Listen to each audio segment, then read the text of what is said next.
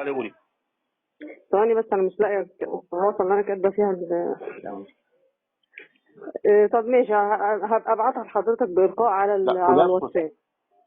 نعم. قوليها بصوتك دلوقتي. هو انا دلوقتي مش فاكره. شوفها كده يا ماما فين. لا يا ماما مش هي. بص انا، هي بدايه الاغنيه بتتكلم عن بحبها وبحن لها، على موج البحر بغني لها. دي بدايه الاغنيه. تمام.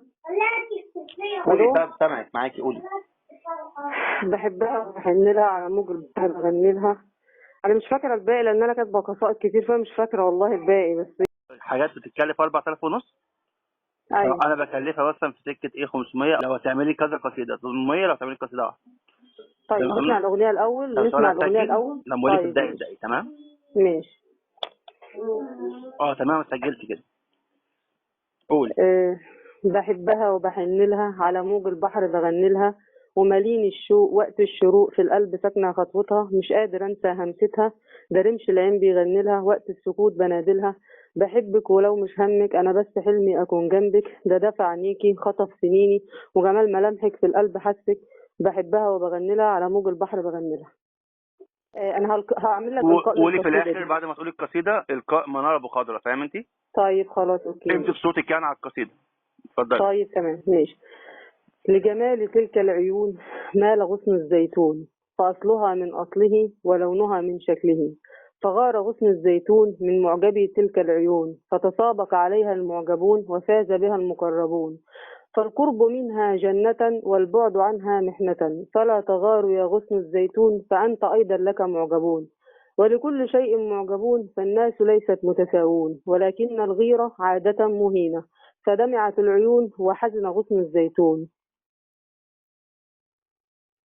فدمعت العيون وحزن غصن الزيتون، وقد أخذ غصن الزيتون على نفسه العهود ألا يغار منها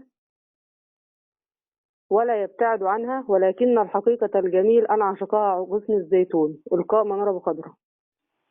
ابدأي.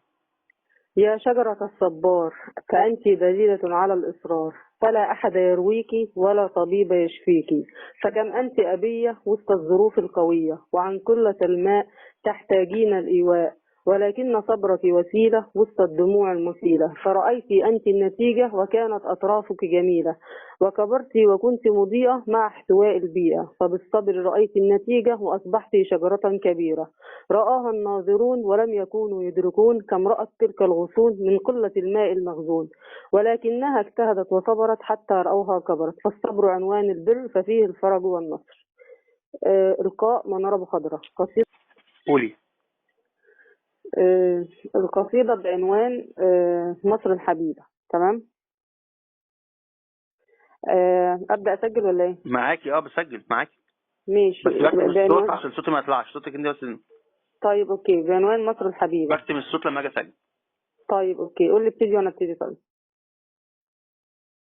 قصيدة بعنوان مصر الحبيبة. على طاولة المائدة كانت لنا غائبة، وكان الطعام بهي ورائحته لطعم شهي، فشممنا الرائحة وتذكرنا الغائبة، إنها مصر الغالية ونحن في غربة طائلة، فأخذنا الحنين إلى وطننا الحبيب، وتذكرنا العم بهلول فكان بياع الفول، ومع جمال المائدة وعليها ما اشتهت الأفئدة لم ننسى تلك الرائحة، فكانت رائحة الفول مشرحة، فليس الجمال في الرائحة ولكنه جمال مصر الرائعة، رائحة الأهل المشرقة والجيران والأطفال البارعة، وتذكرنا العم والنوس فكان بياع العرقسوس، فضحكت أمي الغالية وقالت حان وقت الطائرة. إلقاء منار أبو خضر.